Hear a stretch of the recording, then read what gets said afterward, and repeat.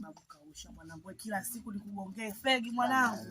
Sasa sio ule za wenzio za kwako, hapana. Hebu nipe nani kidogo. Kaushie. Hebu fanya kweli hapo. Basi usisimamie, njoo stay hapa mwanangu. Sasa tembeza imba hilo basi. Sasa sio hivyo. Wewe mshikaji wangu vipi? Hebu nirushie basi. Kuona maidi fegi yangu. Ya pamoja na mimi. Oya. Pafu 2 tu. Inatosha hiyo.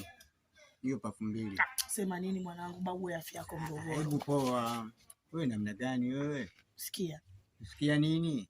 Unajua nisikilize basi babu. Afya yako wewe sio ya kutumia vitu kama hivi. Mtu mwenyewe uko sawa, unaumwa afu unataka kuchukua mamoshi kuingiza kwenye mapafu tena. Nikaushie bwana. Nauma kitu gani wewe? Hebu nipe fegi. Mbona uniambie nikupela sukari mzee? Mbona tuelewani? Basi mimi nazima hiyo. Wote tukose. Mimi kose na wewe ukose. Fresh. Tupige stories zingine. Pata lomba wewe maana yake. Babangu unaniloga babangu unaniloga. Wewe baba gani? Baba gani wewe? Wewe mwanangu basi ndio umefikia hivyo. Sio nimefikia hivyo baba. Fikia hivyo.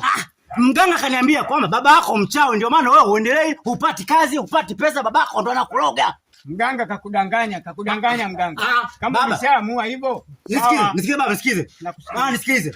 Mganga hajanidanganya. Ni kweli, hata nikilala usiku naota ndoto za ajabu. Natokea ufike babu. Mimi sipati usingizi babu. Ndoto za ajabu. Baba, mimi nimechoka. Wewe kama ni baba yangu hapana, mimi nimekushinda. Sio kwa baba mchawi. Ondoka kwangu. Umeamua? Baba mimi sikuhitaji kwangu. Chukua siku yako, ondoka baba. Asante. Wewe unakuwa mchawi unaniloga. Asante baba. Wewe unaniloga mimi. Nashukuru. Sio nashukuru baba. Asante. Wewe mambo gani haya? Wewe ni mzee. Kumbe mzee wanga.